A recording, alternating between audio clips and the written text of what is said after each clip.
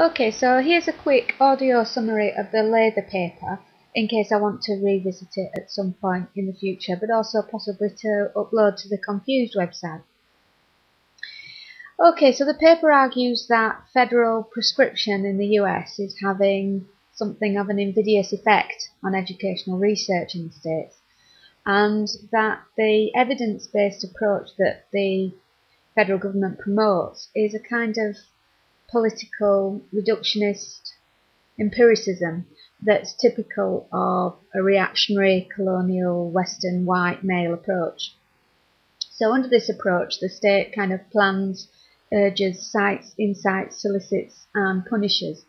in order to regulate behaviour in the pursuit of increased productivity and wealth, and that they employ a range of disciplining norms, is what Labour calls them, that encourage naming, classifying and analysing phenomena. And this constitutes a kind of liberal interventionism that wears down resistance in the research community, and that prestige and research funding are used as powerful weapons by the state in order to promote this kind of tendency. So she says, using a term of Foucault's, that this constitutes a regime of truth that's kind of fighting a rearguard action in order to disavow decades of critique in which positivism has been shown to be inadequate as the sole approach to social research. So she says that the state ignores this interactionist critique that's been going on for decades and employs a kind of what she calls historical amnesia.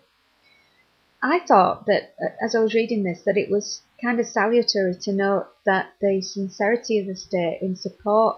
of the scientific approach is very seriously undermined by a kind of parallel anti-scientific amnesia in the case of global warming and evolutionary theory, and that this is evident really amongst the kind of creationist elements of the Republican electorate, and is also evinced by some of their leading figures, witness Sarah Palin, the creationist running mate of John McCain at the moment. Okay, so what's Lather's response to this? Well, she argues that there needs to be a response from the left in educational research that is simultaneously social, political and philosophical, and that it should be based on a social science that's practical and contextualised, but one that acknowledges the complexity and ambiguity of social reality. In feminist terms, she calls this a hysterics discourse, which normally would be thought of as a negative thing in research, to be hysterical, but she says that that kind of discourse can be used to subvert the typically male, hard, reliable, definitive, cumulative, classical structure, and replace it with a softer, interpretive, feminine interactionism that's negotiable and remains open to renegotiation. So she overall sees this as a gendered power struggle that's part of what she calls the science wars. I'm not sure whether that's a term that's used more widely. But she says that under this kind of science war, the male argument has much to lose, and therefore tends to label interactionists as false claimants who are corrupted by dissemblance, and that their findings are bizarre or meaningless.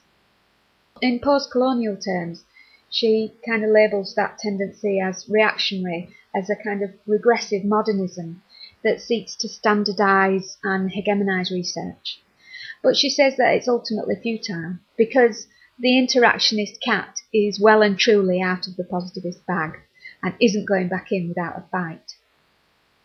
So, in conclusion, and as part of this fight, what Lather says is, or what she deploys, are a kind of Nietzschean and Foucauldian arguments